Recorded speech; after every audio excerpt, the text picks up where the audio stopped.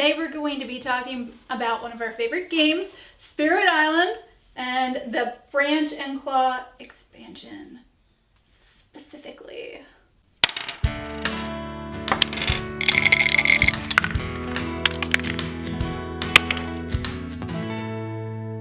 So in this expansion, it provides 2 new spirits from the original 10 spirits.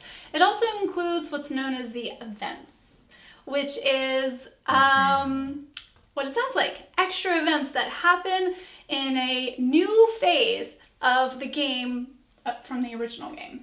There's an event phase. Well, technically, they happen during the invader phase. It's a phase. It happens. It's a new step in the invader phase. Yeah, it adds a new step in the invader phase. Just because I can hear people typing from here. This expansion is the one that added disease, which keeps the invaders from multiplying, wildlands, strife, and wild animals, which is the paw prints. And it kind of beefs up what the spirits do on their own. It gives them even more chances to play off of each other and just prevent maybe the invaders from building on certain phases or ravaging in certain times. And it also added almost double the amount of minor power cards. It felt like that. I don't know. I didn't actually count them. And major powers too. It added a bunch of major powers, and they're all unique from the base ones. A lot of them are similar but different. The 2 spirits that came with this expansion is the Keeper of Forbidden Wilds, which heavily uses the Vine token. That's kind of one of the new elements in the expansion. We call it the Vine token. Technically, it's the Wilds, but the Wilds. It looks like a vine. Looks like a vine. All right, and the second new spirit is Sharp Fangs Behind the Leaves, and this spirit also uses the claw symbol, the claw token. They call them beasts. The beasts. The beasts. So those are the spirits that are included in this expansion, and I mean, I played Keeper of the Forbidden Wilds. I actually like it a lot. However, Daniel insists that I play it wrong. Maybe. Complexity level, it's a moderate spirit. So this was one of the more complicated spirits I played, and I did struggle a little bit with understanding some of the growth phases and the fact that you pick 2 of them, and so. Well, the way your presence goes out with that guy is a little you have to different. think a couple steps ahead, which is different than most spirits up to this point. Right. But I have played this a couple times, and I did like it, but now Daniel doesn't let me play it anymore. It sounds so terrible. He would, but he's just like, just pick something else, please. Because otherwise it's going to devolve into an argument about you're doing it wrong again. You'll be but anyway, that's fine because I have other spirits I prefer, so it's okay. The other spirit, Sharp Fangs Behind the Leaves, relies heavily on Beast.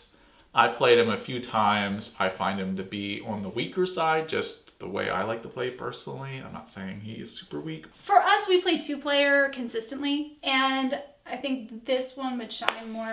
Well, he does very well against the regular explorers and such. So maybe with some of the even newer invaders, some of those rely, like one of them in particular doesn't really have a lot of cities. They don't really build cities, and then so this guy can't really do anything against cities hardly at all. The designer claims that he's heavily reliant on these event cards, right? So it's kind of like they go together. Right. We both liked this guy. We both liked the power cards, the new power cards that came along. Yeah. The artwork's very consistent with the base game. It is. Yeah. And the artwork in this one looks good, and the artwork in the power cards is matching the rest of the game. But what we really wanted to talk a little bit more about are the event cards. Yeah, the events. Because we have some feelings. What they do is, it's explained as giving us more unpredictability. The designer nature describes it as giving life to the island. Mostly, these will be problematic, and some of them are based off whether the island's healthy or blighted. Either way, they're going to be something problematic. And some of it's based on your fear stage, whether you're in stage 1, 2, or 3. And some of them are just a blanket statement that happens no matter what the stage of the island or state of the island. And then there's usually a top section where it has the mostly bad things. Then it has a bottom section, which will either manipulate the beast around the board. Sometimes they move around the Dohan, and sometimes if you have blight on the board, which is the little disease tokens, sometimes it'll affect those. So a lot of the new token pieces interact with a lot of these cards, and so they all kind of play together. Now, you haven't played as many games with these as I have. That's right. I played several games with these, trying to like them. And I said, can we please? It's like a lottery. Something good could happen. Let's play with them. I was really kind of like on board. I like the concept of something unpredictable, possibly good, probably bad, happening. Yes, and unlike a lottery, you are not very likely to win this lottery. It's really the punishments on these cards are pretty strong, and often though on many of the cards, maybe a third, I don't know, but there are many cards where the players can pay energy to lessen the bad effects, and you can pay less energy if you have certain elements. All right, so maybe if you have lots of wind or the purple elements, you can pay less energy. But you don't know if you're going to get that card. You might get a card that says that, or you might get a card like this where you just something happens and saving that energy was pointless. In fact, it was worse that you saved that energy. Yeah, and these cards aren't like no little deal. For example, one of the things would be like replace invaders in the wetlands with houses. Like, that's pretty bad. That can really turn your game south quickly. And if you don't have anything to combat that, which when we play 2 players, more than likely the odds are against us. That's one thing that we should consider. We often play 2 players. I don't know how many times you've played. I've never played it with more than 2 players with the event cards.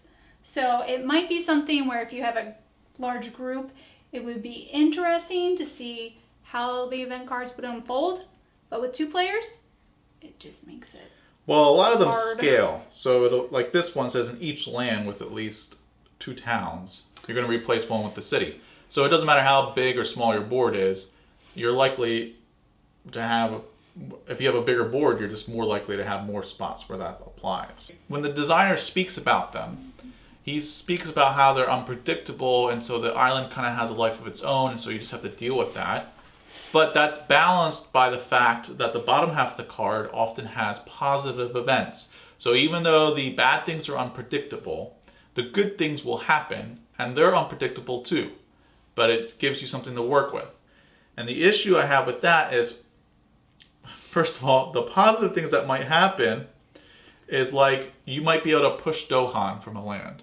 Or you might be able to add a fear if there happens to be a beast in a land with like an explorer. Like the good things are very minor. And very specific. And very specific. It's not like in every board with an explorer, remove 1 explorer. Like something where it's likely to be beneficial to a certain extent. No, it's very less that way. You usually have to have a beast in a land with something else, or like strife, which is a specific token, in a land with specific pieces. So it's very specified. Conditional. Very conditional. Yes. And so as anyone knows from playing this game, fear cards are always good, right? They're always positive. But oftentimes you'll get a fear card, especially in the early stages when your fear is like 1 or 2 and they're not as powerful, where you're going through fear cards and you're like, okay, this isn't really helpful at all. That's the same thing with these, except the positive things on here are a lot weaker than the fear cards. With all that said,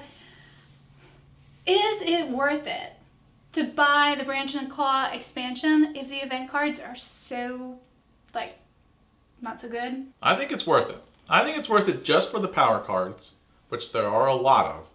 And there's added fear cards, which some people may not like that as much, but I kind of like the new fear cards. Yeah, and the spirits. I don't like the beast spirit as much. I think it's kind of weak, but even just that one spirit, I forget what it is now. It's one of our favorites. And he has very unique play style from the base game. So just that spirit alone, I think it's definitely worth it. If you want to take the event cards out and play without it, the designer suggests that you just do not add the disease token to lane number 2. the one with the city, during setup. So you take that out, you take the event cards out, and then the game will be more predictable, be much more normal. And you can keep all the other cards in there, and you'll still be using the tokens. The only token you will use as often, most likely, is the beast token. But you can still use that token. You still put it out during the setup because some of the power cards will let you use it. And some of the fear cards also will use it. I know I said this more than once in this video. We play a lot of 2-player. I've only ever played a 2-player with the event cards, and I was pretty disappointed with how they made me feel while I was playing. It felt like the odds were really against you and you just had a bigger mountain to climb. So if you've had a different experience playing event cards, let us know. Like, what's the motivation here? Like, what was the thinking here for the designer? What do you think about these event cards? If you like the event cards, don't take this as a personal attack against you. I just really don't like when games have you set up and plan. They have stuff happen to you randomly. Then you can set up the plan. And then after you do that, they hit you with something that's completely random that you can't control. Like an ambush. Like an ambush. But every single turn. Some people like that, okay? And if you like that, then maybe you will really like these event cards. But to me, that's a huge turnoff. All right, well, that was our review of the Spirit Island Branch and Claw expansion. We just wanted to talk about it because it's something we just decided a long time ago. We're not going to play those event cards. And we wanted to talk about that. So yeah, and I wanted to talk about it because people have been asking for the expansion spirits for me to do like a little walkthrough on those, like a beginner's guide. And I've just been avoiding it because there's too much baggage. I know this is controversial. It's my favorite game. It's still my favorite board game. And I will not play with those. I just will not play with those event cards. That's how much I don't like them. So it's not that I don't like the game. I don't like that part of it. If I do more videos about the spirits, everyone will just have to keep in mind that I don't play with the event cards. Some of the other spirits that we haven't covered was due to the fact that they don't play well 2-player, and we just find it difficult to do a comprehensive video about I did the all the spirits base that we ones don't. except for the fear one. Well, you didn't do the Lightning Swift Strike, and there was... Yes, I did. No, did you? Oh, maybe I didn't. There was some you didn't do. I'm trying to do a beginner's guide. You're right, I didn't do all the spirits. And a lot of the spirits, That's all right. their That's strength is in helping other people. And so trying to do a video where you're doing like a walkthrough of the first few turns. With one person. And you're trying to help someone else, like their strength is helping someone else, but you're doing like a solo one. It just seemed wrong. It seemed a poor video. You needed a new format for those other spirits. I need a new format. And we just didn't get that far. I think that's all right. I think some of the videos where we can just talk about the spirits that we like and maybe get into ones that we personally feel strongly about, I think that's what's more important, because the spirits that you like the most, you covered. I mean, that's the benefit of not making money off a channel. We do what we want. We don't have to do the smart thing, the thing that gets us the most views. Like having a complete spirit guide? Yeah, That's like okay. I mean, if we just wanted more views, we should just do more Spirit Island videos. But they're those videos, and they were done so long ago. Now when I watch those, I'm like, oh, these are painfully bad. But people still get use out of them. Yeah, people still use them. Let us know how you feel about Branch and Claw, and I hope you guys have a great day. Stay safe out there and have a lovely holiday. Feel free to discuss how wrong we are in the comments. It boosts engagement. Be nice. I have a soft heart. You can be. I don't offend very easily. I'm wrong often enough. You're used to it. That I don't get offended when people say I'm wrong. He's used to it. All right, thanks again for watching. Thank you, guys. We'll see you next time.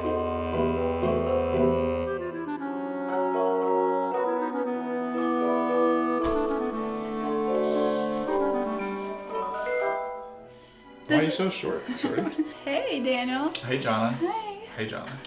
Dohan. Dough. They're so doughy. I have a lot of hair. Look at that. Did you brush it? And we're going to be reviewing the expansion. Oh, where's the box? Where's the box? Clawing branches. I always think of like a snowman, a really angry snowman with its branch, and a really angry animal. We like attack There should be a the spirit of the invaders snow. with carrots and coal. With the spirit of Christmas. That's pretty campy. You know I'm onto something, right? You're on to something. Okay. You're on something. Next Kickstarter, we're gonna do it. We're a snowman expansion for Spirit Island, independent of One Pip Wonder, true to its name.